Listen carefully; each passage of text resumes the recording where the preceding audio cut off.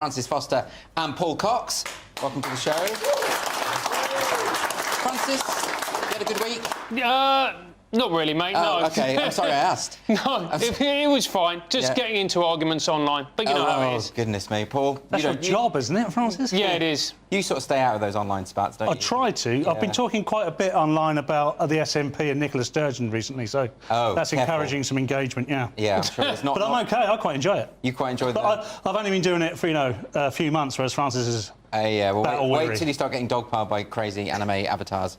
And then you'll see what it's like. Anyway, let's get some questions from the audience. We've got a question here from Roshan. Where is Roshan? Hello. Hello, how are you? I'm all right. How are you? I'm good.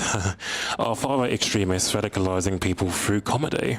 Well, that's an interesting... So, when I read about this, I did think it was a joke. But it's not. So you know that Prevent, which is the counter-terrorism programme, so they've issued a report that says that programmes like The Thick of It and Yes Minister, and even the Great British Railway Journeys, which is presented by Michael Portillo, who obviously works for GB News, that these are warning signs of possible extremism. They also put some books on this list, like Lord of the Rings is on there. Yeah. So if you're a fan of Hobbits, you could potentially become a sort of far-right extremist. What the hell's going on? Well, this is how Hitler started, mate. It was, right. He started... First of all, he went into literature. Yeah. Then he he did a little bit of high fantasy. Then he branched out, into a bit of satirical comedy, and then he opened the comedy club, and that's really how the Nazis started. And that's how Al-Qaeda started. Yeah, They exactly. used to do sketches. Yeah, they love a pedo joke, mate. So this is, I mean, genuinely weird. I mean, this kind of idea... Because actually, they put out basically a list of books of the various things that might radicalise people. And I looked at it, I was like, this is a really good reading list. Like, it's got Hemingway and people like that, like really good quality authors. So, it's really scary, this stuff. Well, what it shows is once you've drunk the Kool-Aid to a significant degree,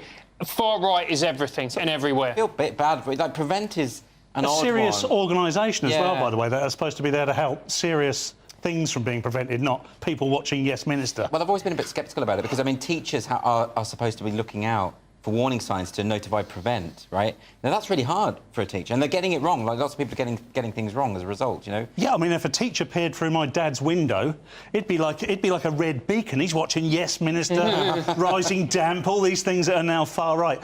I mean, it does smack to me of something that somebody's been caught reading or watching one of these things and in the office and gone, well, that's because I'm just doing research and this stuff is far right. So what's the logic, though? What is there? Why are they saying that this stuff leads to the far right? Is it because, like, Tolkien, it's about good and evil, and I honestly don't know. I don't think that they know.